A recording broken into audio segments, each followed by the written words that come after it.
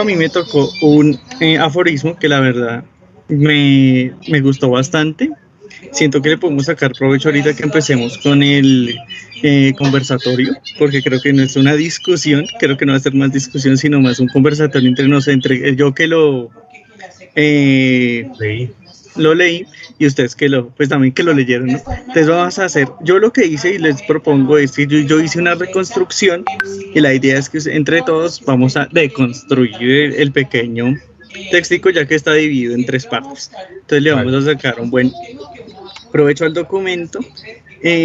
Sin embargo, pues, bueno, Pajario me permite presentar, pues voy a presentar el documento. Sí, Listo. sí, marica, creo que él puede, ¿no? Y no le da la opción. Espéreme porque primero tengo que buscar el documento. Ingrid. Busque el documento que ahí está la opción de una flechita en un cuadro. Yo Listo, creo que ya, ahí le da. ya reviso. Ingrid. Listo. ¿Me escucha, Ingrid? Sí, Que para hacer una moción de aclaración. En México dicen muy seguido un término que casi es muletilla para muchas cosas. Cuando algo está madre, ¿cómo es que ustedes dicen? ¿cómo? O sea, cuando algo es fuerte, duro, ¿cómo es que dicen ustedes? Cuando algo es fuerte, duro, ¿se refiere a una patología o se Por refiere ejemplo, no, pero no en salud, sino en el lenguaje coloquial. Patología. Habla de México. Pinche, creo que es pinche. Denme No. un minuto, por favor. ¿Pinche qué? Pinche, ¿no dicen muy seguido pinche? Pinche pendejo. ¿Y cuál otra dicen seguido? No mames, güey. No Güey. mames. No ¿Cuál mames, otra creo tiene? que la que más bueno, no mames. Pero duro, yo no sé. Así como fuerte, terrible, duro. ¿A la madre? No, ¿A la no, madre? todavía más fuerte que esa. Puta Y es madre. entonces es para decir que aquí en Colombia tenemos casi un sufijo, yo creo que es para todas nuestras frases y es marica. ¿Sí ha escuchado? Entonces acaba de decir Jairo, no, marica, pues dale, ¿sí? Entonces, creo que ellos dicen eso está de puta madre. Ni de coña, etcétera, etcétera. No decimos de coña. No, de coña no, de ¿cierto? coña No, eso es dice. más español, eso es más español. Pero de puta madre sí. Sí, eso sí. Bueno, no sé si... un segundito, por favor. Mira a ver si puede ahí compartir. Mire, yo creo que sí. ¿Me cuentan, por favor? Sí está compartiendo ya. Ahí está. ¿Sí? Perfecto. ¿Sí está el documento? Sí. Sí. Sí. Bueno, les voy a hacer una reconstrucción. Bueno, entonces el título que yo le puse fue Reconstrucción a partir del escrito de la virtud que hace regalos, porque es que en la traducción que yo tengo, que fue la de Alianza, este es el título que sale. En otras ediciones sale como la virtud dadivosa, pero pues es básicamente lo mismo. Entonces, el escrito de la virtud que hace regalos, o como también la encuentran en otras traducciones, la virtud dadivosa del texto Así habló Zaratustra de Friedrich Nietzsche, es un texto dividido en tres partes. Reconstruiremos este aforismo y después, usando un término derridiano, lo deconstruiremos para que nos arroje luces que nos iluminen hoy. Entonces la primera parte, este título sí se lo puse yo porque pues no tiene, entonces pues yo le acredité y es pues que nosotros seamos ofrendas. Entonces ya lo voy a explicar por qué es así, por qué le puse así. Entonces, la primera parte describe el discurso que pronuncia Zaratustra después de salir de la ciudad que llama la vaca multicolor. Yo como soy muy juicioso, pues yo me puse a la tarea de averiguar pues de dónde proviene pues varias palabritas, como tratar como de también de construirlo un poquito el técnico, pero pues la idea es reconstruirlo porque Nietzsche nos está hablando pues de estos términos, ¿no? Entonces, esta ciudad es donde viven y habitan sus ciudadanos, ¿no? Nietzsche la denomina de esta manera haciendo alusión a cómo la vaca rumia y mastica el pasto, análogamente como sus habitantes hablan y opinan sus pensamientos. La ciudad hace referencia a la frase latina res non verba, que sin tener en cuenta su malintencionada definición al español, Las vacas no hablan significa hechos, no palabras. Sin embargo, en el contexto de Nietzsche adquiere su propio sentido, es decir, que las vacas representarían los hechos o aquellas realidades que son comprendidas como evidentes e incuestionables, y las palabras cuestionarían, dudarían y consecuentemente negarían aquellos hechos indubitables. De acuerdo con la investigación histórica, dichas palabras latinas se atribuyen a Catón el Viejo, un hombre del Senado romano del siglo II a.C., que simbolizaba características tales como la determinación, frugalidad, coraje y trabajo, que según sus conciudadanos les habían permitido conquistar su imperio. Entonces, dicha página cita. De la página donde saqué esta información de por qué la vaca multicolor dice: para los ciudadanos de la gran urbe del Lacio, res non verba era un principio que se aplicaba pero de ningún modo exclusivamente a su forma de concebir la política. Ello tenía sin duda un costado brutal que sufrieron los pueblos conquistados. Los romanos no les dedicaron muchas palabras, sino solo hechos, y cargados de violencia. En este sentido, Nietzsche nos quiere decir por medio de Zaratustra que el exceso de palabras genera poca acción. Lo que se debe realizar son acciones reales que demuestren las palabras expresadas. En el caso de la época de Nietzsche, los hechos no sean deformados por nuestras palabras, y por consiguiente Zaratustra es el profeta de las acciones transformadas en palabras. Este marco introductorio nos permite situar el contexto a partir del cual Nietzsche pretende darle sentido a este aforismo. En este aspecto nos contextualiza Nietzsche al decirnos las razones por las cuales Zaratustra salía de su ciudad. Nietzsche alude al Evangelio de San Lucas 8:1, que dice que después de esto iba por los pueblos y las aldeas predicando el reino de Dios. Lo acompañaban los 12. Y en el uso de Nietzsche afirma que Zaratustra tuvo discípulos que salieron de la ciudad acompañándolo. Posteriormente, Zaratustra les dijo a sus seguidores que seguiría el camino de la soledad. Continúa al decirnos que los discípulos le entregaron a Zaratustra un bastón en cuyo puño de oro se enroscaba en torno al sol una serpiente. Al final de esta parte, Nietzsche afirma que poder es esa nueva virtud, un pensamiento dominante es, y en torno a él, un alma inteligente, un sol de oro, y en torno a él, la serpiente del conocimiento. Con esas palabras, Nietzsche relaciona el símbolo de la serpiente, que alude al cetro de Esculapio, dios griego de la medicina, a partir de la lectura del verso del Génesis 3:5, el cual nos dice: antes bien, Dios sabe que, en cuanto lo coman, sus ojos se abrirán y serán dioses, conocedores del bien y del mal. Se preguntarán, ¿cuál es el sentido de estas palabras? Nietzsche presenta a Zaratustra como aquel médico con la virtud de poder dominar su pensamiento, ser inteligente y estar más allá del bien y del mal, enroscándose como la serpiente en el bastón de oro. Posteriormente, Zaratustra se recuesta sobre el bastón y empieza su discurso frente a sus discípulos antes de alejarse de ellos. El oro es raro, inútil, resplandeciente y suave en su brillo. A estas palabras agrega Zaratustra: solo en cuanto a efigie de la virtud más alta, llegó el oro a ser el valor supremo. Semejante al oro resplandece la mirada del que hace regalos. Después repite lo último y añade: una virtud que hace regalos es la virtud más alta. A partir de las anteriores palabras, Zaratustra exhorta mordazmente a sus discípulos preguntando: ¿qué tendríais vosotros en común con gatos y lobos? ¿Tenéis sed de acumular todas las riquezas en vuestra alma porque vuestra voluntad es virtud insaciable en su voluntad de hacer regalos? Esta voluntad significa para Nietzsche que este amor que hace regalos tiene que convertirse en ladrón de todos los valores, pero yo lo llamo sano y sagrado a ese egoísmo. Posteriormente, Nietzsche tratará este mismo tema en otro parágrafo titulado De los tres males, en la segunda parte. Ya va a volver a tomar el tema de este tipo de virtud, de voluntad, en este aforismo. Bueno, otro egoísmo que menciona Zaratustra es el egoísmo enfermo, aquel que siempre quiere hurtar, es decir, la enfermedad habla en tal codicia y degeneración invisible. Desde el cuerpo enfermo habla la ladrona codicia de ese egoísmo. Esta degeneración para Zaratustra es el lugar en nosotros donde falta el alma que hace regalos.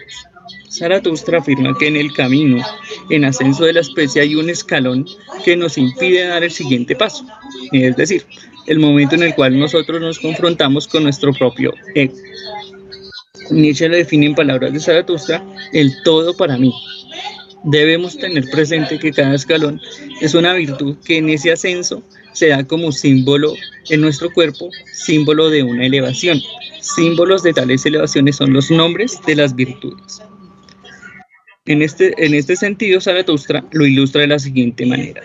Así atraviesa el cuerpo la historia como algo que deviene y lucha. Y el espíritu, ¿qué es el espíritu para el cuerpo?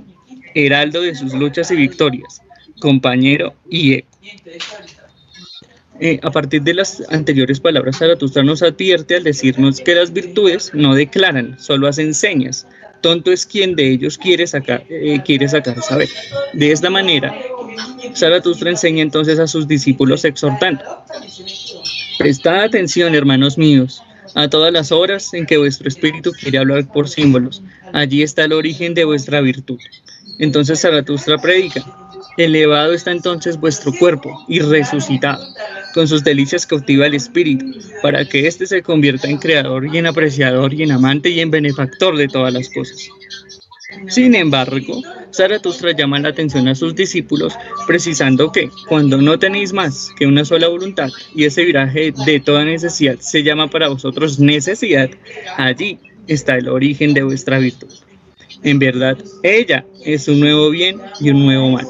Es decir, ese viraje de toda necesidad que predica Zaratustra es con el fin de que sus discípulos comprendan que deben rechazar esa necesidad, darle un giro y otorgarle otro valor. Así concluye la primera parte de este aforismo. ¿Tienen preguntas? Preguntan, no, una declaración de... Hágase una declaración. Una declaración de que... de impresión. Este es un texto o un discurso complejo, ¿no? Muy difícil. La verdad, sí, es bastante complejo. Sí, yo traté de reconstruirlo, de sacar lo que más pude, pero sí.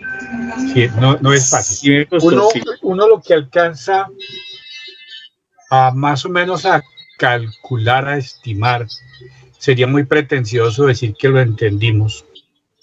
Es que lo que Nietzsche quiere es una buena conciencia, es la actitud que sea capaz de renovar, pero para que fruto de esa renovación y de esa subversión de valores no sea simplemente para beneficiarse en lo personal, no solamente para sacar provecho egoísta de esa superación, sino para que se conforme como entre todos los hombres, como una especie de apoyo, de red, para estimularse al cambio unos con otros. Por eso hasta los amigos hasta los enemigos terminan haciéndonos un buen favor, porque esa dialéctica de riña, de pelea por lograr lo que se quiere, cada cual defendiendo su razón, nos va a llevar a terrenos superados, pero superados para compartirlos, no para quedarnos con ellos, ni para embelezarnos pues en la conquista del saber, sino en distribuirla, en entregarla. Yo comparto, sí, yo comparto exactamente lo mismo, y pues el título que yo le di fue pues ser ofrendas, es decir, nosotros vamos hacia eso, o sea, somos ese tributo, ¿sí? O sea, es como lo que tú dices, es básicamente como que nosotros compartamos y no seamos egoístas ni con nosotros mismos ni con los demás. Creo que yo voy a hacer. Que hay que tener con él es que él siempre hace la advertencia de que si tú eres pobre, nada tienes que dar. O sea, solamente estás en capacidad de dar cuando seas lo suficientemente rico. Pero rico no quiero decir rico materialmente, sino que cuando tengas lo suficiente para dar, es cuando la palabra dar te queda bien. Pero cuando pretendes dar no teniendo nada, o sea, una persona pobre de espíritu, flaca de aspiraciones, subyugado, todavía perteneciendo a la masa obediente y sumisa que cree tener determinados valores para repartir. Entonces se le hace la advertencia, ese nada tiene que dar. El que tiene que dar es el que todavía, el que ha logrado superarse, el que ha logrado rebasar unas líneas.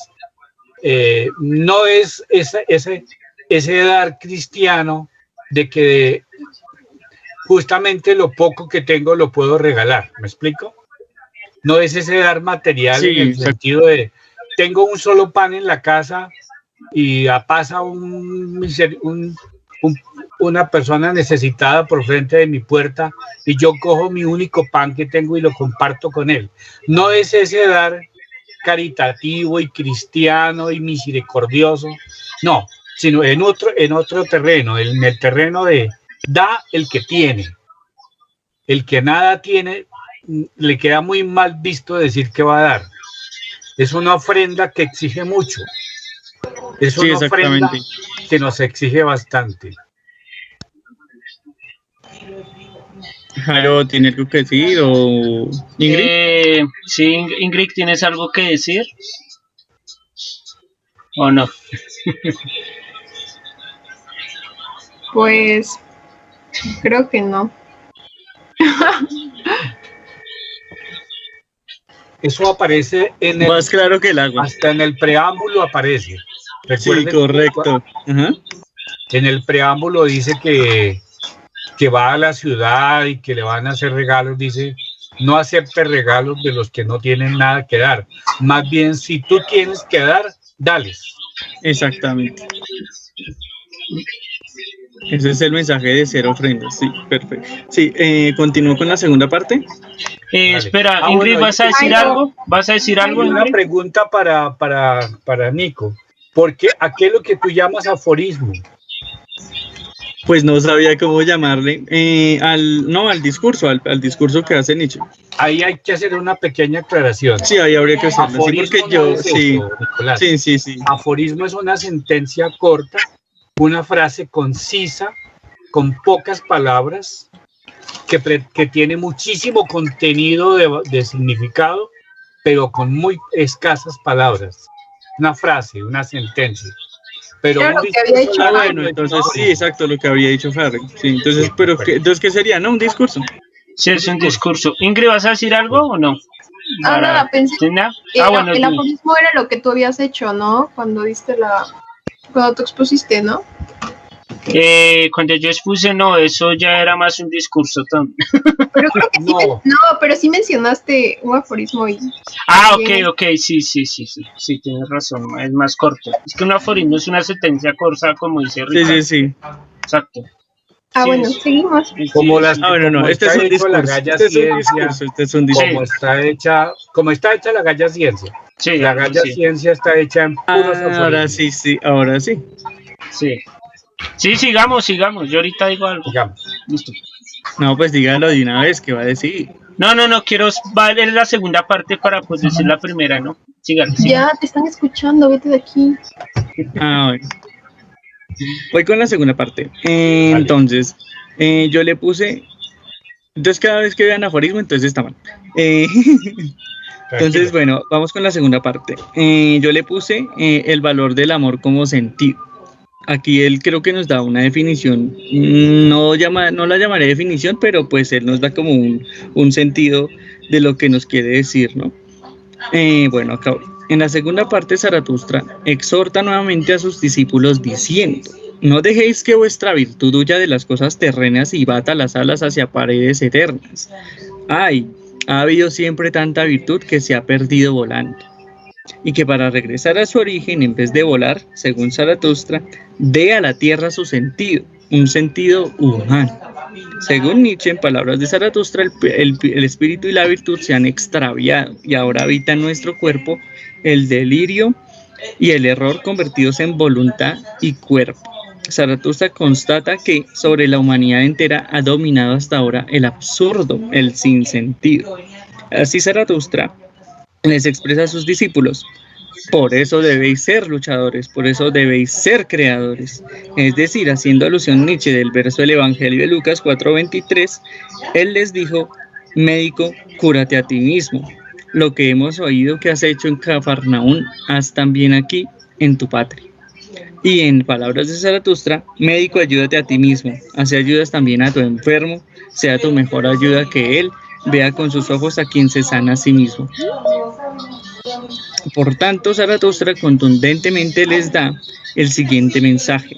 Vosotros los solitarios de hoy, vosotros los apartados, un día debéis ser un pueblo. De vosotros, que os habéis elegido a vosotros mismos, debe surgir un día un pueblo elegido, y de él el superhombre. Nietzsche usa estas palabras haciendo alusión al verso bíblico en el Salmo 105:43 y la contrapone con el hecho escrito sobre el pueblo elegido de Dios, es decir, Israel, al decirnos, hizo que su pueblo saliera gozoso, sus elegidos con gritos de alegría. ¿Preguntas, Jairo? Ricardo. Me gusta muy bien cómo está escribiendo. Sí, Nicolás. Está muy bacano, muy chévere. Muy chévere el método que utilizas de ir parafraseando lo dicho e irlo explicando como lo estás armando. Muy bien hecha esa. Pues es que sí, traté de reconstruirlo porque es que es como un texto larguito, toca medio hacer como sí, un poco como la reconstrucción. No lo jugué tanto con un análisis porque creo que me hubiera extendido más. Entonces, además es un texto muy cortico, entonces creo que hay que sacar, nosotros le tenemos que sacar todo el provecho al capítulo, sí. Arito, ¿qué iba a decir? Nada, Ingrid. Pues sí, ¿qué van a decir ustedes? Ingrid, Alan que llegó, ¿se escuchó algo? Yo solamente quiero decir que creo que, no sé, esa relación que usted hace de las citas bíblicas y de la cuestión de Zaratustra, a veces uno lo desconcierta un poco porque uno no sabe si Nietzsche o se está burlando de la Biblia o la está trayendo sobre la mesa. Yo la atiendo más como una alusión y a veces la controvierte para ajustarla con la voz de Zaratustra. Yo también estaba pensando lo mismo. Exacto. Entonces, pues yo creo que pues ahí lo que hasta ahora ha dicho es pues lo que ya dijo Ricardo y lo que dijeron los demás. Yo veo en Nietzsche una diferencia entre ese egoísmo, ese egoísmo altruista, que es un egoísmo, digamos, más cristiano, sí, digámoslo así, un egoísmo, digámoslo así, más moral, digámoslo moral, que es una cuestión de que yo me jacto de que hago buenas obras por los más pobres o los más humildes. Y ese egoísmo, que ya es un egoísmo, digámoslo así, ético, digamos, diferenciemos ético y moral, que es un egoísmo que viene por mí, que yo hago a los otros lo que quiero que me hagan a mí. Y en esta parte yo la entiendo así, yo la entiendo pues que uno debe ser amigo y también debe ser enemigo del otro para ayudarlo a que se supere y también superarse a sí mismo. No tanto la cuestión de que darle al que no tiene, más bien darle al que tiene y al que quiere más. Pues esa es mi interpretación o la interpretación que yo hago, ¿no? Pero si usted no es un espíritu superior o si no, usted no tiene estas virtudes que lo hacen resistir una cantidad de adversidades, pero también lo hacen ser más de lo que es, pues no tiene que dar. Eso ya ustedes lo han dicho. Entonces no solamente quería reiterar en eso. Y claro, y ese amor, o sea, ese amor en la segunda parte es curioso, ¿no? Porque es que lo relaciona con el Evangelio de Lucas y me parece muy interesante, ¿no? La cuestión de, claro, de que si usted no se puede curar a sí mismo, pues no espere que el otro también el otro lo cure, ¿no? Entonces es esa ayuda también a sí mismo, que muchas veces por esa cuestión de darle o de ayudar al más enfermo, pues uno pierde mucha energía, ¿no? O sea, uno debe conservar la energía y en cierto sentido darla a quien se lo merezca. Es lo que yo interpreto, ¿no? Ahí está la vaina de lo de la necesidad, ¿no? que es Sí. darle un giro. Es que en la traducción de Alianza, si ustedes se fijan, aparecen como los numeritos de a dónde nos envía, de dónde él saca como la idea, y ahí hay una parte que sería muy bueno que la vieran, porque es que ahí él da el sentido de necesidad, y pues ahí explican como que es una palabra complicada en el alemán, entonces, pero Nietzsche aquí le da un sentido completamente diferente. O sea, traté de explicar lo que más pude, pero no sé si fue satisfactorio, pero bueno. ¿Alguna pregunta más? Ricardo, No, Alan, yo creo, a Ingrid. mí me parece, pues uniendo varias cosas que hemos estado viendo a lo largo de estas reuniones, que Nietzsche, no sé, yo no, en ninguna parte lo he leído, lo que voy a decir, así que es un atrevimiento, pero pues hay que atreverse. Mire, yo lo encuentro cierto parecido al trabajo que hizo Nietzsche con la Biblia, al que hizo Mahoma con el Antiguo Testamento y con los libros sagrados de los cristianos. Cuando Mahoma conoció que los judíos tenían unos libros, se llamaba en ese momento la religión del libro. Se dice la religión del libro porque tenían un libro, y era el libro del Antiguo Testamento, la Torá, mejor dicho, y todos sus rollos. Y digo rollos porque los guardaban en esos libros en rollos, ¿no?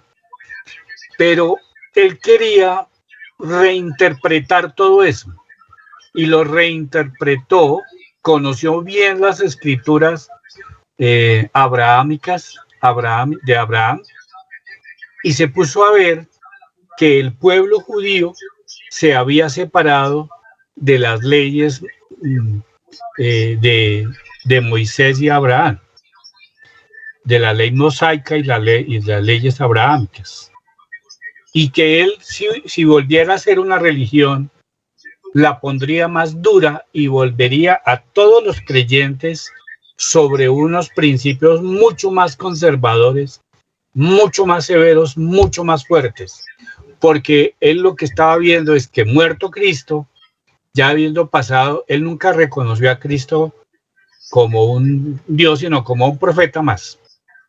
Y luego él se declara como el último y único profeta, Mahoma. Pero dice él, ¿no? Él saca una nueva interpretación de la Biblia, siendo mucho más exigente que la que estaba escrita en el Antiguo Testamento. Es como una especie de revisión o reforma, pero de para atrás, o sea, reforma conservadora. Eso mismo que hizo, digamos, Mahoma con la Biblia para crear una nueva religión, y a fe que la creó, y efectivamente puso a los árabes en principio, a sus primos y a unos cuantos más.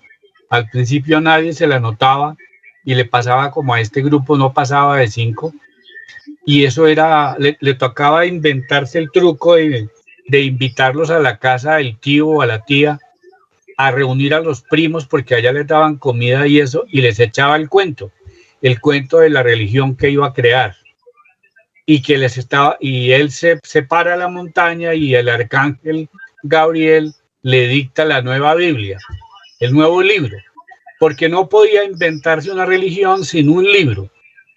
Religión que no tuviera libro era religión que nadie le iba a hacer caso.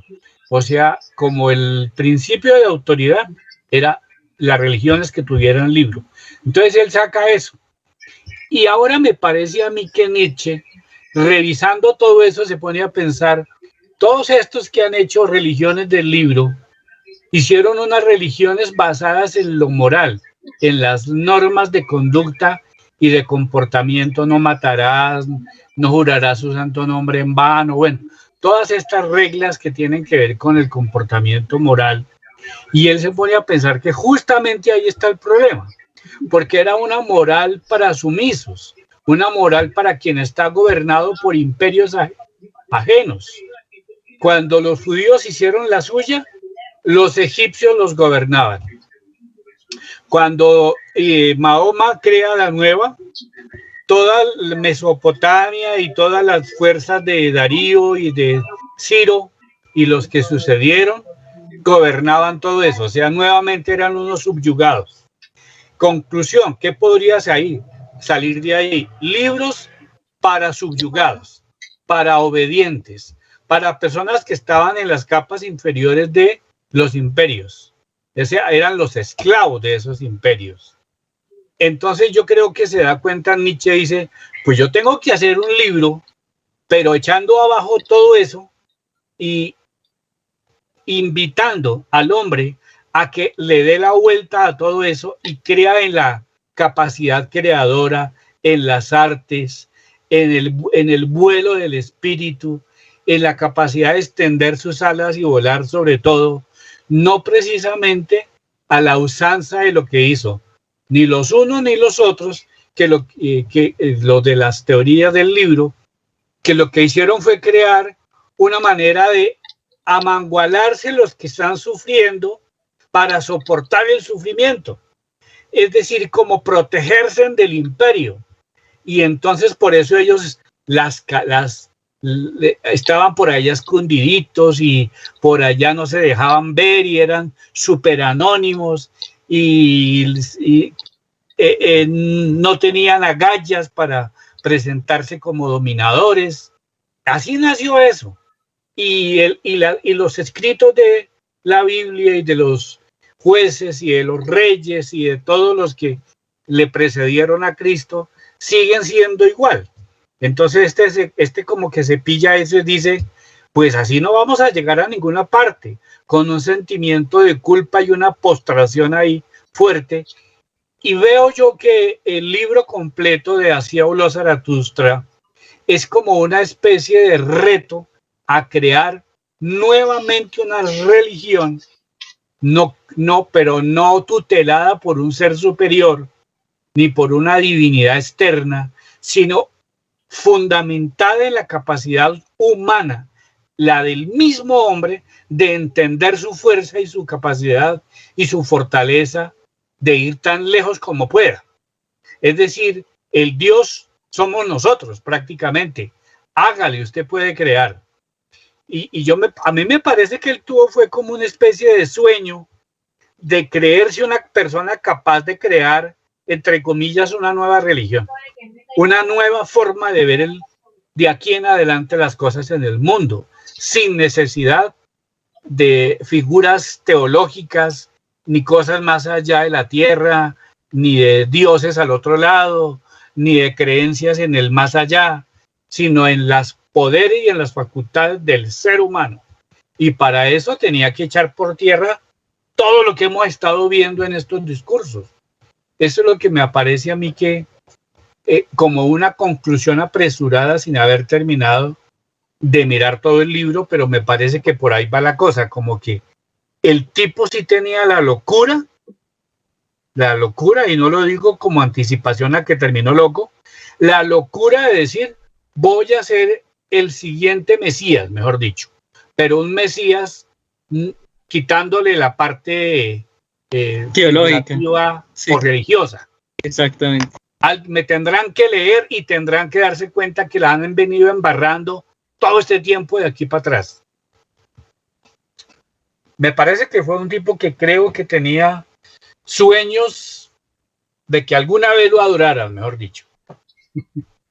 Y así se está haciendo. Muy buena la aportación, Ricardo, la verdad que yo también me gustó mucho la aportación. Ya nos terminó el libro, Ricardo. Nos dio una super conclusión, la verdad. Sí, terminemos. Bueno, claro. Sí, pero no me suena. Pues digo yo que es muy atrevida, pero mirando toda la parte física de él, la parte personal, su psiquis, para dónde iba, lo que decía, no sé, me late que el tipo tenía, sin que nunca lo hubiera dicho, aunque por ahí hay frases que lo confirman, él incluso cuando estaba enfermo y gritaba por las calles cuando le dio la locura, empezó a escuchársele frases como que si él fuera una persona central a la que le tuvieran que parar bolas porque era algo así como el divino, mejor dicho, la persona que nos dijo la verdad y vino a salvar el mundo a su manera, ¿no? Sí, vuelvo y repito, sin tener en cuenta, y yo también me lo creo, o sea, yo soy un ateo, confeso, y digo, hombre, ¿por qué diablos no creemos en nosotros mismos para guiarnos de una manera con un amor legítimo, un amor por la humanidad, un amor por la tierra, un amor por el ecosistema y por todo, sin necesidad de que venga nadie a través de libros o de profetas o no sé qué cosa divina, ni a creer en él? Sin nada de esas cosas metafísicas, el hombre tiene la capacidad de ser armonioso, de tener concordia unos con otros, de vivir en paz y de vivir un mundo feliz, usando simplemente la cordura, la razón, el encuentro entre todos, la creación. Pero para eso hay que echar abajo todo sentimiento de culpa, de pecado original, todas esas, discúlpenme el término, maricadas que nos han metido en la cabeza en todas las religiones. Porque todas tienen su fallita. La nuestra cristiana, es decir, la que figura por el occidente, la cosa de la culpa, del pecado original, de la vaina, esa posición sumisa, la mujer sumisa, ese machismo pendejo que está metido en toda la Biblia. Bueno, pero ni se diga de las del hinduismo. En las del hinduismo, pues entonces la salvación está en la reencarnación y que al otro lado seguramente es donde voy a tener la oportunidad. No, entonces Nietzsche diría, nada de eso es verdad, o sea, al otro lado no hay nada, la única opción es aquí, y aquí tenemos la oportunidad de ser tan buenos como somos capaces de serlo. Y entonces ahí es que destaparnos a creer en nosotros y hacer toda una nueva tabla de valores y donde no hay exclusiones, no es el pueblo elegido, estilo Israel, no. El pueblo elegido es todo el mundo, no excluyente ni selecto, porque eso sería tan malo como el fascismo.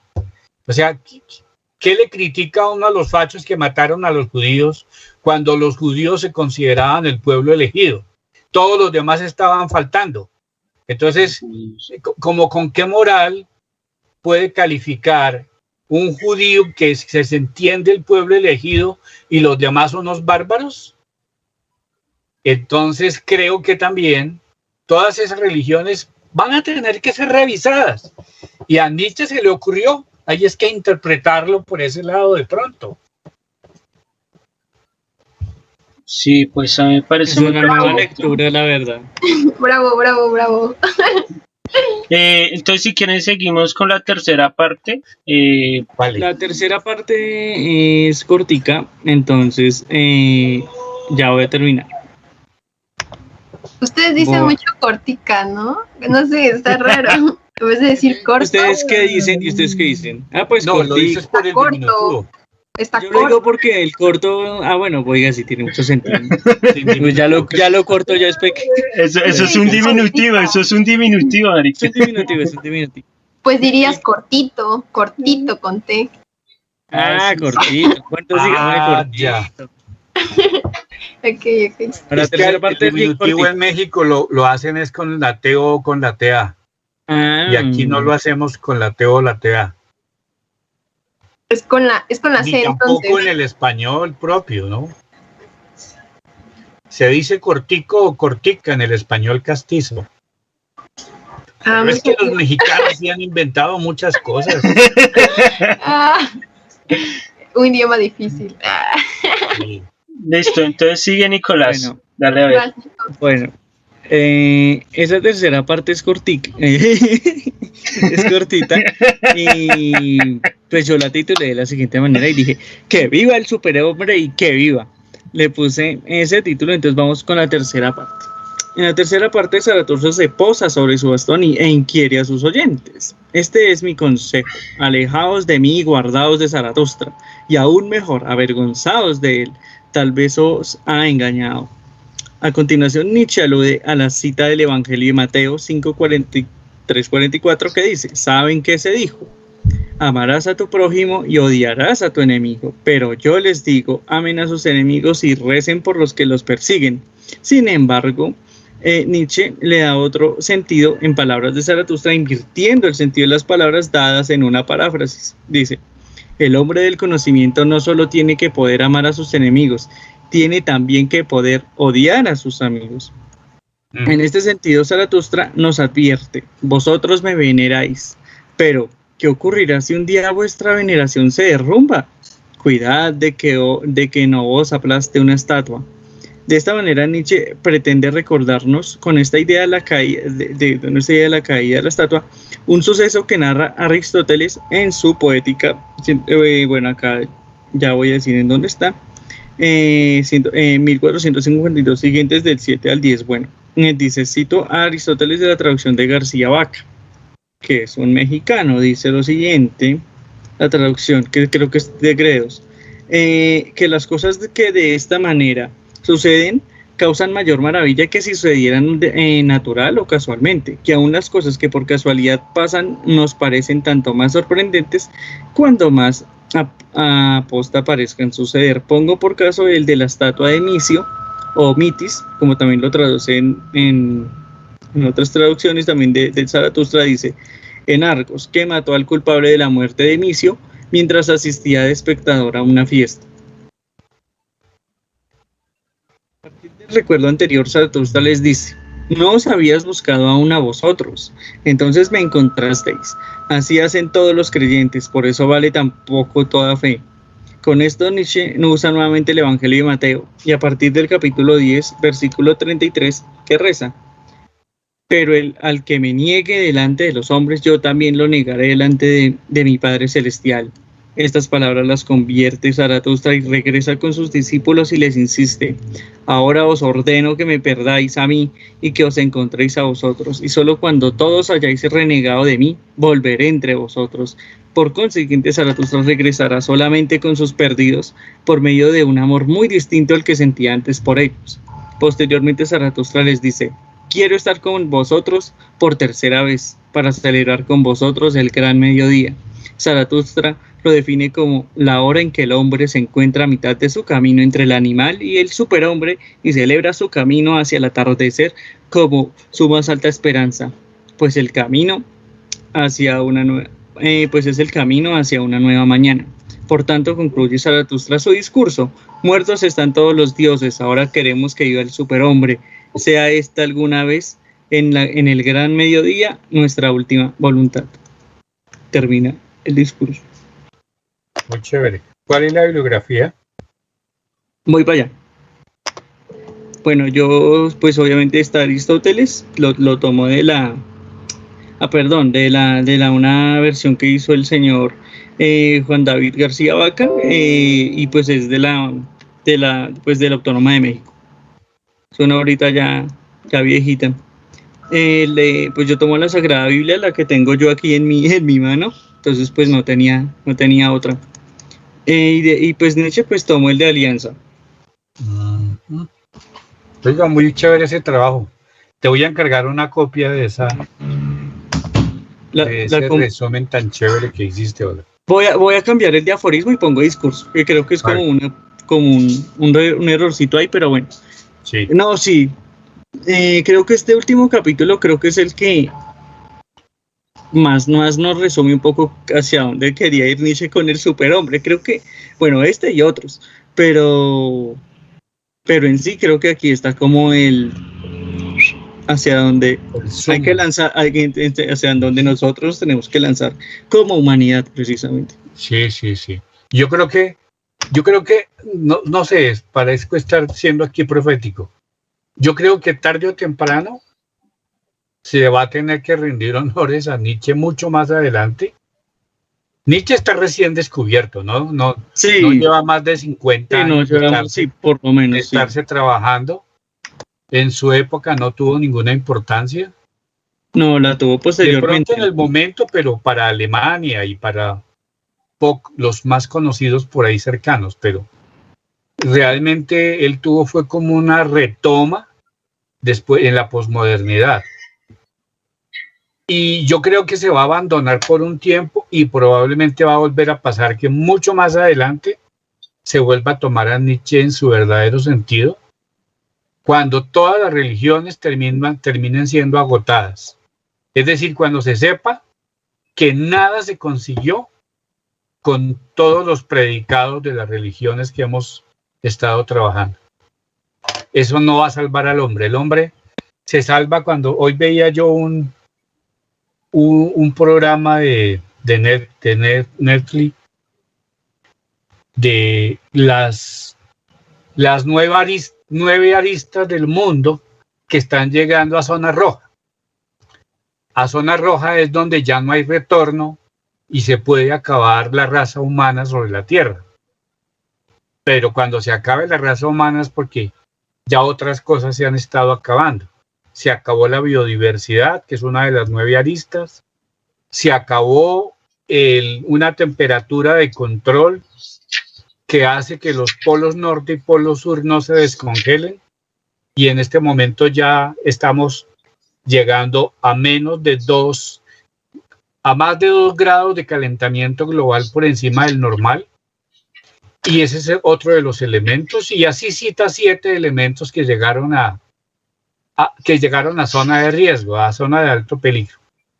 Y uno se pone a pensar, si el ser humano sigue empeñado en meterse en un sistema capitalista que solo piensa en términos egoístas para nutrirse cada cual en lo que puede, a costa de lo que sea, y esta pandemia nos ha enseñado cómo ni siquiera los laboratorios ceden sus patentes en las peores de las condiciones. Mire todo el discurso, la traba que se armó para que ellos pusieran las vacunas de dominio público para que cualquier laboratorio del mundo las pudiera reproducir y se salvara la raza humana, y ellos dijeron que no, que nana y cucas. O sea, por un lado va el mundo del interés económico, a pesar de que se esté muriendo más de la mitad de la humanidad, que se vaya por el desfiladero, y ellos no van a ceder. Y entonces esto es como premonitorio. Hasta que no tengamos una capacidad de amor y de solidaridad y perdamos esa visión egoísta que tenemos del hombre por el hombre y de me salvo yo, primero yo, segundo yo y tercero yo, y los demás mirarán cómo hacen, hasta que no se superen esas formas de ver las cosas centradas en el individualismo puro y a ultranza, pues no va a haber ninguna posibilidad. Y ninguna de las religiones ha logrado salvar eso. Ahí, ¿qué papel jugó el catolicismo? ¿Qué papel jugó el budismo? Ningún papel ha jugado en todas estas cosas. Están perfectamente por allá perdidos en el mundo y no opinan absolutamente nada ni tienen un papel constructivo. Por eso, ¿cómo viene de bien una filosofía que invite al hombre a ser capaz de superarse a sí mismo, pasar por encima de esas grandes fallas y construir un tejido para toda la humanidad mucho más retador, pasando por encima de todos los intereses de los grandes capitales, de los grandes emporios, de las grandes firmas? Pero no lo hemos logrado y va a tener que retomarse esa cultura de superhombre para poderlo hacer. El superhombre no es el superhombre capitalista ni el superhombre fascista. Esa pero, no es la visión de superhombre, Ricardo, que me estaba pintando Nietzsche. Ricardo, creo que las cosas se vienen peores. O sea, si tú dices que, o sea, en un tiempo como que se va a volver a retomar esto de Friedrich, yo considero que, o sea, esto va para peor, porque las nuevas generaciones de ahorita, o sea, de plano, no creen en nada, ni siquiera leen, o sea, no veo un futuro muy prometedor con ellos. Y pues o sea, ok, entiendo que el crecer y el crear nuestros nuevos valores y nosotros, aunque sea, estamos formando ese porcentaje, ese 2% o ese 1% de que está intentando hacer el cambio, pero por nosotros mismos, ¿no? Y si podemos con alguien más, pues, ok, qué genial, ¿no? Que también te interese y todo eso, pero creo que esto va a seguir así, ¿no? Por un largo tiempo, no creo que el despertar sea para todos. Pues ojalá se pueda, o si no habría que darle la razón a Schopenhauer. Schopenhauer decía, el hombre es irredimible. Él murió diciendo que el hombre no tenía redención, que era un mar de contradicciones. Qué pesimista. Sí, Alan, sí. Entonces él llegó finalmente a sus últimos años en una especie como de nocturno, de noche, donde dice definitivamente esto va, así como dices tú, de mal en peor. Y el hombre no tiene redención. No hay posibilidad de que religión alguna, sistema alguna, la única manera sería no pensar en salvar el hombre, sino pensar en salvar la tierra. Y para salvar la tierra hay que acabar con el hombre. Porque es que el hombre está siendo el peor enemigo de la tierra. El peor enemigo de la tierra y de la naturaleza es el hombre mismo. Él no fue capaz con esto. Es irredimible. El día que el hombre ya deje de existir, vea, van a nacer selvas hasta en las terrazas de Nueva York, hasta en las ruinas de los edificios caídos y puentes y demás. Van a empezar a aparecer otra vez exuberantes selvas y fieras por todas partes e insectos por todos lados, pero porque habrá desaparecido lo peor que ha existido, el hombre. A menos que se pellizque y tome una filosofía como la que nos propone Federico, revise sus pasos, deje todo ese egoísmo afuera y empiece a construir una nueva cosa. De lo contrario, Gea no tiene salvación, sino una vez que el hombre haya desaparecido. Yo voy a decir una sola cosilla de todo lo que han dicho ahí. Una pregunta. Sí, una pregunta. Pregúntale. Entonces, según Schopenhauer, el hombre es egoísta por el mero hecho de ser hombre.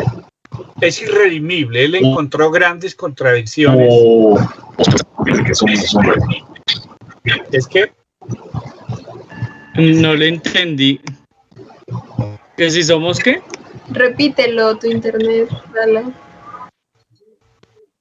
Que si somos egoístas por ser hombre Sí, o... puede escribir en el chat, ¿cierto? O sí, yo creo que sí. no se escucha.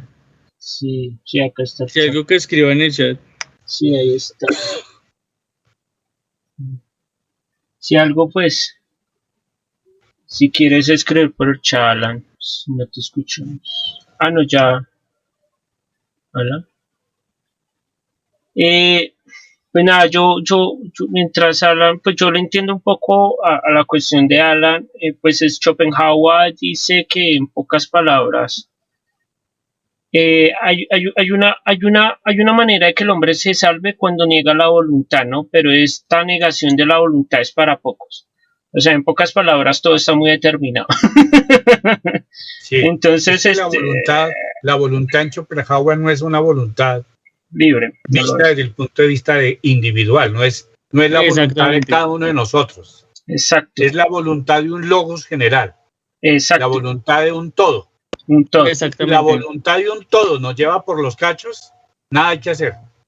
Entonces ese es el problema, o sea, el hombre no puede negar su principio de individuación porque no puede negar su voluntad, y si no puede negar la voluntad, pues no va a llegar, porque pues en Schopenhauer es mire, acá dice, si el hombre es egoísta por naturaleza, dice Alan, si el hombre es egoísta por naturaleza o por ser el consciente de sí mismo. Uy, eso es muy buena pregunta. Muy buena pregunta.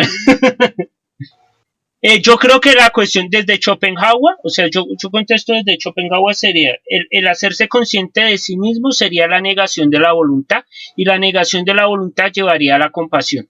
Y con la cuestión de la compasión llegamos a liberarnos del egoísmo, que no sería algo propiamente, es que la cuestión de la naturaleza es ahí polémica porque en Schopenhauer hay algunos que sí se pueden desligar de la voluntad que él llama santos o llama a los que han podido desligarse de esto, y hay otros que no están determinados a eso. Entonces yo diría lo siguiente, yo diría frente a la pregunta que hace Alan, que solamente los que están destinados a negar la voluntad, pues eso las negarán, los demás bailan. Estamos jodidos, porque si no somos capaces de negar la voluntad, pues vamos a seguir sufriendo. Exacto, en lo mismo de lo mismo y en el todo del todo, y sí, o sea, no vamos a salir de ese círculo, eso va a ser un problema bastante. Y frente a la cuestión de lo que dice Alan, para que él ve la muerte como negar la voluntad de liberarse de sí mismo, no, él le hace una crítica, por ejemplo, a las cuestiones de las personas que decían mucho la muerte. Schopenhauer lo hace casi en el libro cuarto, y él dice lo siguiente: aquellos que se suicidan, por ejemplo, son aquellos que quieren negar la voluntad, pero solamente le queda como intención porque no la niegan, solamente la afirman, ¿sí? Porque el que desea la muerte no quiere zafarse de la voluntad, sino quiere zafarse de la vida, porque sus dolores son mayores que porque sus placeres no le satisfacen, y sus dolores serían algo así como mayores. Entonces algo así dice Schopenhauer: la única manera de que usted se libere de la voluntad es a través de la estética o es a través del arte, pero eso tampoco le garantiza nada porque son solamente momentos, ¿sí? Y la otra, la parte ascética. Entonces tendría que volverse una asceta para poder negar la voluntad y así no sufrir. Pero no todos pueden llegar a ser ascetas, solamente algunos. Entonces lo que dice Ricardo en pocas palabras, solamente son algunos y por lo tanto pues la humanidad en general está jodida, porque estamos muy determinados por la cuestión del principio de individuación, si lo podemos decir así, o por la afirmación de la voluntad de vivir. Entonces sería algo así. Es que me estoy leyendo Schopenhauer y ya lo voy terminando. ¿Qué estás leyendo? El mundo como voluntad. Sí, el mundo como voluntad. Como representación y voluntad. Sí, el mundo como voluntad y representación. Estoy leyéndome esa parte. A lo que yo quería ir es que voy a decir lo siguiente de Nietzsche. Yo creo que de pronto, así siendo un poquito, no sé, un poquito así misántropo, yo creo que lo que va a pasar es que la mayoría de humanos se van a extinguir y puede ser que otra raza venga, ¿no? O sea, no necesariamente. Acá Alan hace otra pregunta. Espérenme un momento. No cae en Schopenhauer sí. Schopenhauer es nihilista. Sí, Schopenhauer es nihilista. Desde el término nietzscheano, Schopenhauer es nihilista y sigue siendo nihilista. Y para Nietzsche, Schopenhauer es nihilista, Mailand es nihilista. Pues, y todos los que vienen de aquí para atrás son nihilistas. El cristianismo es nihilista, el budista es nihilista. Ciorane, todos esos son, bueno, Ciorane es posterior, pero para Nietzsche todos los que van para allá, pero Ciorane también es nihilista, en pocas palabras, aunque él decía que era más escepticista, pero sí, claro, es una visión nihilista. Sí, Schopenhauer es nihilista, en ese sentido, nihilista y pesimista, porque Schopenhauer es muy pesimista, o sea, la vida no tiene nada que brindarnos, lo único que podemos hacer con la vida es negarla, porque anegando la voluntad, pues también se niega la vida, ¿no? Y ya. Eso es lo que dice. Eso me decía una persona que Schopenhauer era optimista, y yo no le veo el optimismo por ningún lado, es sumamente nihilista. Para él el sexo es malo, para él mejor dicho, la cuestión del egoísmo es malo, la cuestión de los placeres es mala, todo para eso es malo. O sea, es raro porque Schopenhauer habla mucho también de la Biblia, pero como salvándola, pero él no es cristiano ni cree nada de eso, es pesimista y es ateo en ese sentido, ¿no? Es ateo, pero llevado al pesimismo tenaz. Entonces sí es nihilista. A lo que venía a decir Nietzsche era que las intervenciones de Alan, muchas gracias, fueron muy, sirvieron de mucho. Gracias, Alan. Es que yo creo que pues la raza humana, como raza humana, se va a extinguir y de pronto venga otra raza más fuerte. que reemplace a la raza humana, o sea, hablándolos en términos más evolucionistas, ¿no? Entonces yo creo que Nietzsche confía mucho en la cuestión del individuo. Yo creo que no todos los individuos pueden salvarse, pero algunos que se salven, pues constituirán una nueva raza y evolucionarán. Pues yo creo que es una cuestión más de evolutiva. Eso lo saco de una cosa, de una serie que se llama Andrómeda, que hay una raza llamada los nietzscheanos, que son mucho más fuertes, pues están inspirados en Nietzsche, que los humanos. Los humanos existen en ese entonces, pero los humanos no son tan fuertes como los nietzscheanos, y los nietzscheanos constituyen una raza demasiado fuerte, y es una raza, digámoslo así, galáctica. Es una cosa bacana, pues cuando la puedan ver, vean la Andrómeda. Entonces yo creo que eso va a pasar. O sea, yo no creo, Nietzsche yo no creo que confíe en la humanidad, sino los que vienen después de los humanos. Los voy a decir así, los Übermenschen. Lo vas a hacer en plural, como los superhombres. Los que van a constituir otra cosa. En eso sí estoy de acuerdo con Ricardo. Pero en cuanto van a poder afirmar más sus instintos y su poderío también. No tanto a la cuestión, por ejemplo, del burgués. El burgués está muy condicionado a ganar dinero, que es la sociedad de los oligarcas, que Platón también ya había advertido de esa sociedad, o la sociedad de los artesanos, decía Platón. La sociedad de los que producen, de los que solamente quieren dinero, sino que yo creo que va a venir una nueva raza aristocrática, una raza superior, yo diría. Pero no lo quiero colocar en términos de Hitler porque van a tratar de fascismo. No hablo de eso, pero hablo de algo así como una raza que se supera a sí mismo y que es plural, ¿no? Que es plural. Eso es lo que yo diría, no sé. Dice Alan, se intenta llegar al cambio que ahí está lo importante. Dice Ingrid. Ingrid la que te vuelve superhombre, mejor muérete. Sí, algo así. Entonces nada, solamente quería decir eso. Sí, yo creo que sí, Nietzsche yo creo que el concepto del Übermensch es sumamente importante, o del superhombre. En cuanto, pues si usted no se supera, pues mejor desaparezca. Él lo dice ahí en una parte de Zaratustra también, que es mejor que desaparezcan estos transmundanos, estos que todavía viven muy presos de lo humano. Y en ese sentido Nietzsche sí es misántropo, o sea, es misántropo en cuanto odia a la humanidad como humanidad y quiere algo más. Quiere una humanidad que ya no sea humanidad, que sea algo más que humanos.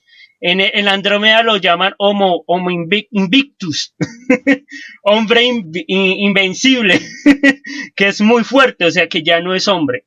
Entonces yo no sé, yo creo que es así, pero no es tanto en la cuestión de la razón, sino en cuestión de desarrollar sus instintos y llevarlos a una superación de eso, ¿no? Porque Nietzsche también hace una crítica a la razón, por ejemplo, en Verdad y Mentira Extramoral lo hace. Entonces yo creo que es eso, es más desarrollar sus instintos y ser mucho más fuertes. Yo creo, para mi opinión, Nietzsche quiere una sociedad de castas. yo creo en eso, yo creo que él quiere es una sociedad de castas, una sociedad bien dividida, y una sociedad donde estén los aristócratas y los que no son aristócratas o están en camino para eso. No una sociedad igualitaria, porque él mucho critica la igualdad, él está más acorde a la desigualdad. Por eso yo tampoco, a mí no me gusta la igualdad mucho, porque que me digan que soy igual al otro no me gusta mucho. Entonces, nada, eso. Ok. Bueno, ahí terminamos, ¿cierto?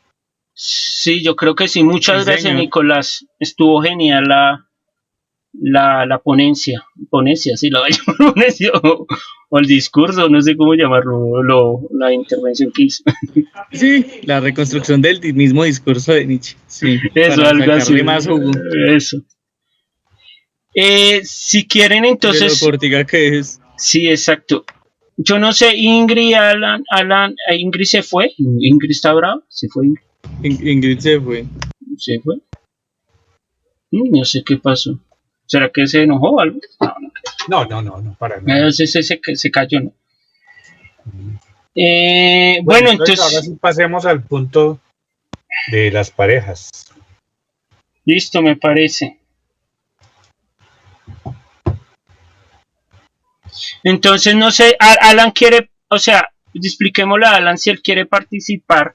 Lo que vamos a hacer es que vamos a dividir los últimos, ¿qué?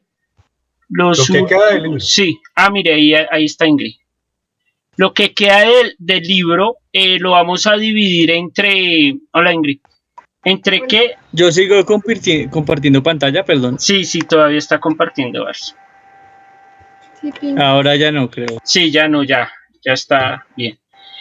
Si quieren, no sé si, bueno, vamos a hacer las 3 partes que hacen falta, las 3 partes del libro Así habló Zaratustra, y lo vamos a dividir en parejas. Lo que vamos a hacer, Alan, es que cada pareja va a coger digámoslo así, los discursos más relevantes o que crean que es más importantes, y cada uno cada pareja lo va a exponer cada 15 días, para así terminar con el libro en 3 secciones. Sí, 3 secciones. Y ya, eso era. Sí. Entonces, no sé, Ricardo, ¿cuál le gustaría escoger? Yo voy a trabajar o con Gildardo o con la chica que no vino hoy. Pues si quiere. O con Ingrid. Sí, Ingrid me acepta. ¿Y la chica cómo se llama? ¿Está en el grupo? Sí, Yo digo también para que la incluyamos. O sea, ella se llama. Creo que se llama Patricia. No, ella se llama, espere que ya la tengo acá, nos la pasamos hablando Claudia, los dos, pero... No, Claudia. Espere que siempre me olvidan los nombres, pero es que... Lucía. Yo la paso hablando con ella casi todo el hijo de madre, pero a ver si se me olvida cómo. Entonces, no sé, si quiere, pues, si usted quiere hacerlo, Ricardo, pues yo estaba pensando lo siguiente, no sé si a Ingrid le queda bien hacerlo con Ricardo o hacerlo con Alan, para que haga las partes, y a Ricardo le queda mejor con Gilardo o le queda mejor con Ingrid, bueno, ahí vean ustedes cómo hace. Miren, yo opino que aquí hay nivel, ¿cómo se dice? Nivel extremo o nivel superior de quien entienda a Friedrich Nietzsche, y en esta categoría podríamos decir que son ustedes. Entonces yo siento que podríamos unir a uno que sabe mucho y a uno que no sabe tanto de Friedrich, y así como que se compensa, puede ser. O no sé, o que se hagan equipos de 3, donde 2 sepan muchísimo y otro que no sepa tanto, porque en ese caso me incluyo yo. Y pues no sé, ¿qué opinan? O sea, que en vez de que sean 2, sean 3. 3, pero si fuéramos 3 serían, a ver. Ya 3 no alcanzamos. ¿No? Tendríamos que ser 9. Tendríamos que, pues podríamos hacer lo siguiente: 2 equipos de 2 y uno de 3. A ver, 1, 2, 3, 4, 5, 6. Sí, seríamos 6. Si quiere. Entonces, si quieres, Ingrid, hacerte con Ricardo, pues él sabe harto, tú no sabes tanto como dices tú, y pues podrían ahí. Y no sé Sí, si ¿me quiere... aceptas? ¿Mandé? ¿Me aceptas, Ingrid? Obi. Y no sé si ustedes hacen el equipo de 3 con Alan, ustedes 3, y nosotros vamos y escogemos pues los otros que hacen falta. Pero no sé. también falta se me fue el nombre, Gildardo. También falta él, ¿no? Sí. Entonces podríamos... Yo estaba pensando que hagamos lo siguiente, que Gildardo y Ricardo hagan una parte, luego, digamos, no sé, Lucía, Jairo y yo hagamos el siguiente, y ustedes terminarían con Ricardo, Alan y tú, Ingrid, y hacen el último. Pues creo que así sería más... Ok, pero falta la otra chica también. Sí, no, hagámoslo de esta manera. Por eso Lucía sería con nosotros. ¿Quién falta? Sí, no, faltan todavía 2 personas. ¿Quién falta? Lucía y Gildardo. Seríamos con Alan, seríamos 4, seríamos 6. Ahí estamos. 4, 5, 6. Yo estoy contando otra vez. Oiga, pero falta Giordano, ¿no? Giordano siempre lo veo a Giordano, pero no habla. No, Giordano no creo que... No, él no. Okay. La verdad, él iba a estar hoy, pero no está acá. A uno de los fijos. Listo. Uno de los fijos es Jairo. Sí. Otro de los fijos soy yo. Otro de los fijos es Gildardo, aunque no estuvo hoy. Otra Lucía. de las fijas Lucía. es Ingrid.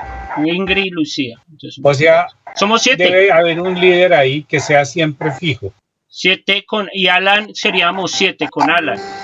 Entonces hagamos lo siguiente, yo propongo lo siguiente: si ustedes quieren, Ricardo, Ingrid y Alan, los 3.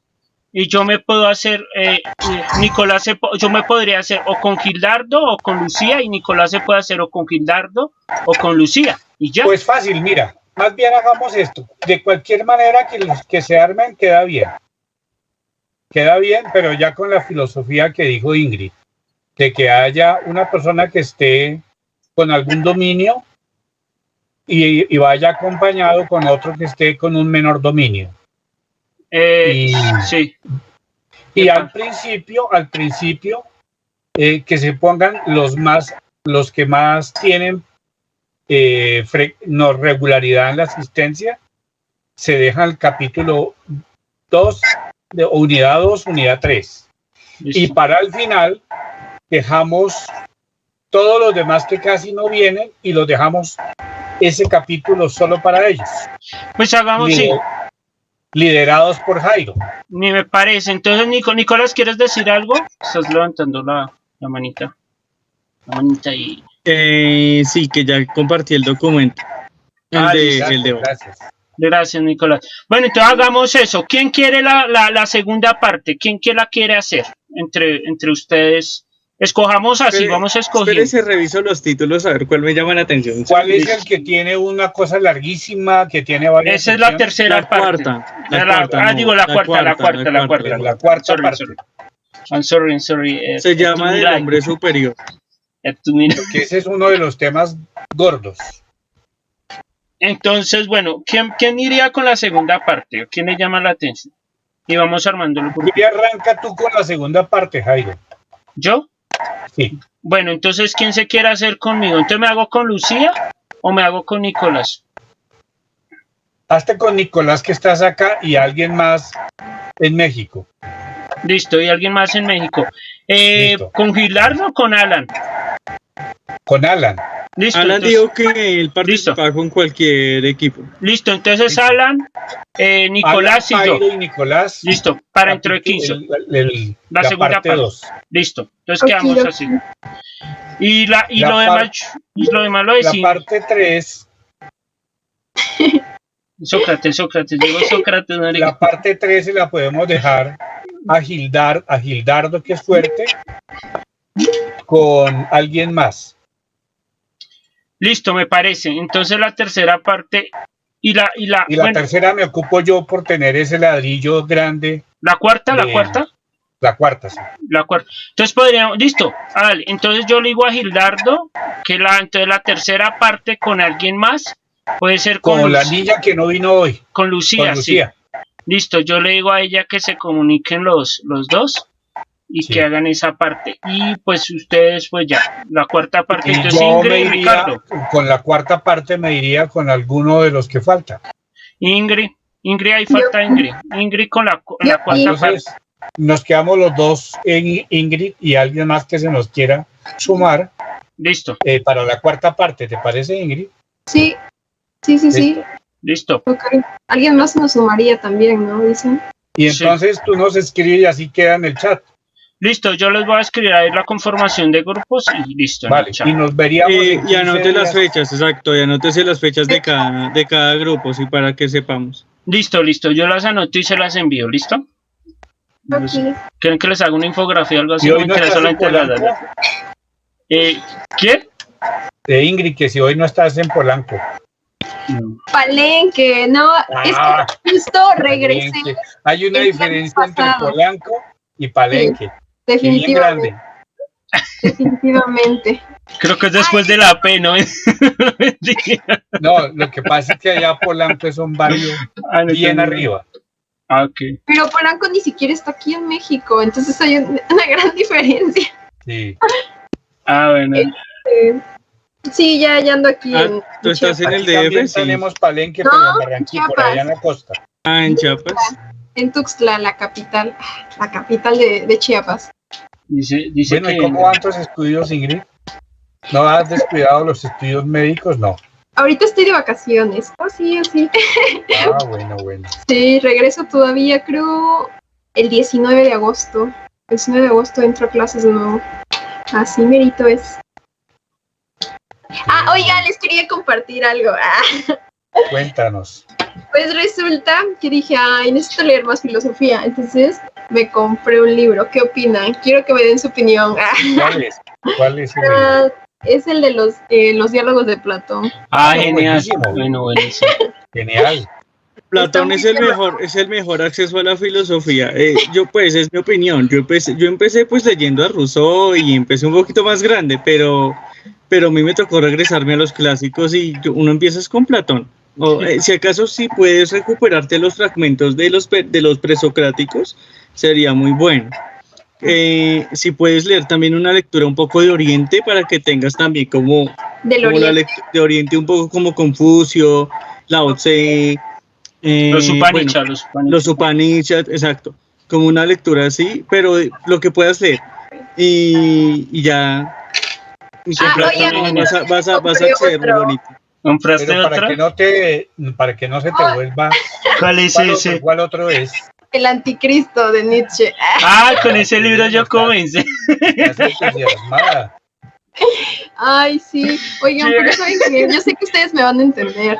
Porque, o sea, como que mi familia es muy cristiana, entonces como que, no sé, como que al principio lo tomaron a mal y me dijeron así como de que me voy a quedar sola y que no sea egoísta y que no sé qué, y me dijeron así, que todos me dicen, es que el 95% de las personas que leen a Friedrich, pues se van a quedar solas y no sé qué.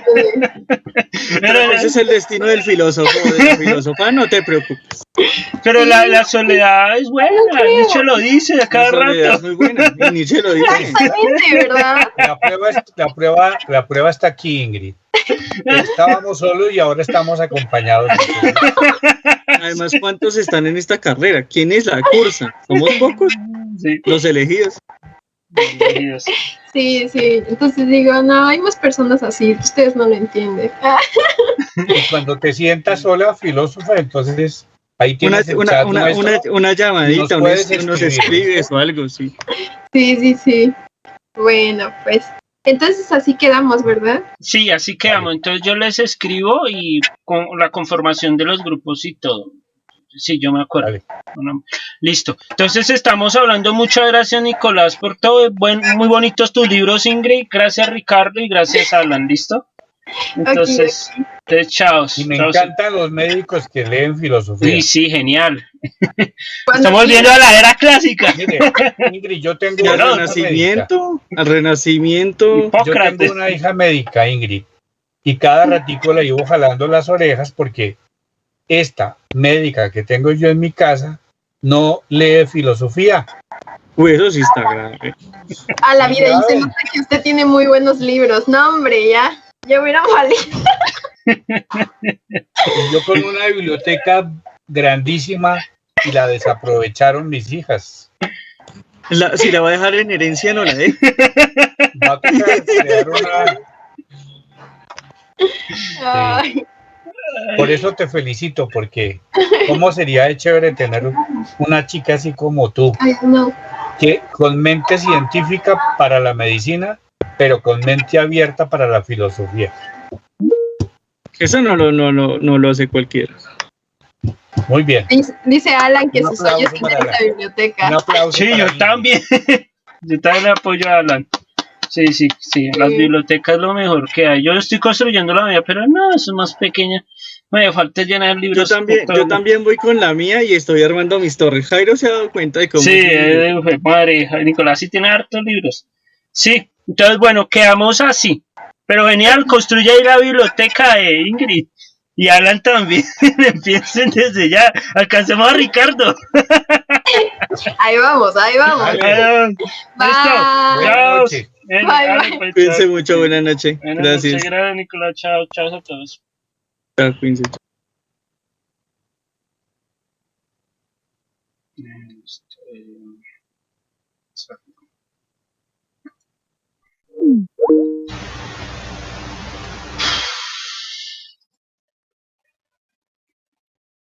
Ay.